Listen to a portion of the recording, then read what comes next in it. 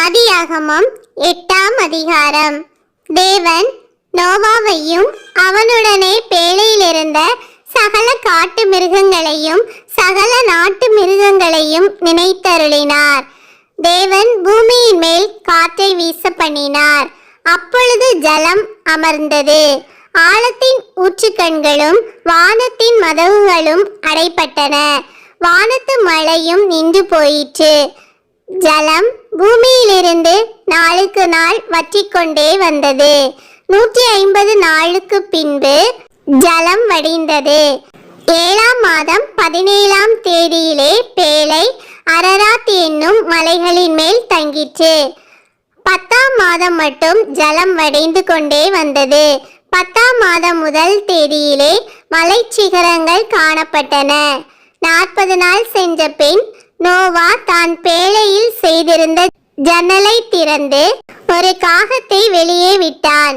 அது புறப்பட்டு பூமியின் மேல் இருந்த ஜலம் வற்றி போகும் வரைக்கும் போகிறதும் வருகிறதுமாய் இருந்தது. பின்பு பூமியின் மேல் ஜலம் குறைந்து போயிற்றோ என்று அறியும்படி ஒரு புறாவை தன்னிடத்திலிருந்து வெளியே விட்டான்.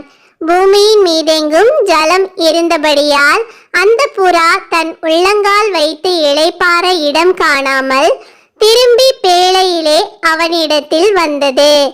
அவன் தன் கையை நீட்டி அதை பிடித்து தன்னிடமாக பேழைக்குள் சேர்த்து கொண்டான். பின்னும் 7 நாள் பொறுத்து மறுபடியும் புறாவை பேழையிலிருந்து வெளியே விட்டான். அந்த புறா சாயங்காலத்தில் அவனிடத்தில் வந்து சேர்ந்தது. இதோ அது கொத்தி கொண்டு வந்த ஒரு ஒலிவ மரத்தின் இலை அதன் வாயில் இருந்தது. அதனாலே நோவா பூமியின் மேல் ஜலம் குறைந்து போயிற்று என்று அறிந்தான். பின்னும் 7 நாள் பொறுத்து அவன் புறாவை வெளியே விட்டான். அது அவனிடத்திற்கு திரும்பி வரவில்லை. அவனுக்கு 601 வயதாகும் வருஷத்தில் 1 மாதம் 1 தேதியிலே பூமியின் மேல் இருந்த ஜலம் வற்றி போயிற்று. நோவா பேழையின் மேல் தட்டை எடுத்து பார்த்தான். பூமியின் மேல் ஜலம் இல்லாதிருந்தது. 2ஆம் மாதம் 27ஆம் தேதியிலே பூமி காய்ந்திருந்தது. அப்பொழுது தேவன் நோவாவை நோக்கி, நீயும் உன்னோடே கூட உன் மனைவியும் உன் குமாரரும் உன் குமாரரின் மனைவிகளும் பேழையை விட்டு புறப்படுங்கள். உன்னிடத்தில் இருக்கிற சகலவித மாம்ச ஜந்துக்களாகிய பறவைகளையும் மிருகங்களையும் பூமியின் மேல் ஊறுகிற சகல பிராணிகளையும் உன்னோடே வெளியே வரவிடு. அவைகள் பூமியிலே திரளாய் வர்த்தித்து பூமியின் மேல் பழுகி பெருக கடவது என்றார். அப்பொழுது நோவாவும் அவன் குமாரரும் அவன் மனைவியும் அவன் குமாரரின் மனைவிகளும் புறப்பட்டு வந்தார்கள். பூமியின் மேல் நடமாடுகிற சகல மிருகங்களும் ஊறுகிற சகல பிராணிகளும் சகல பறவைகளும் ஜாதி ஜாதியாய் பேழையிலிருந்து புறப்பட்டு வந்தன.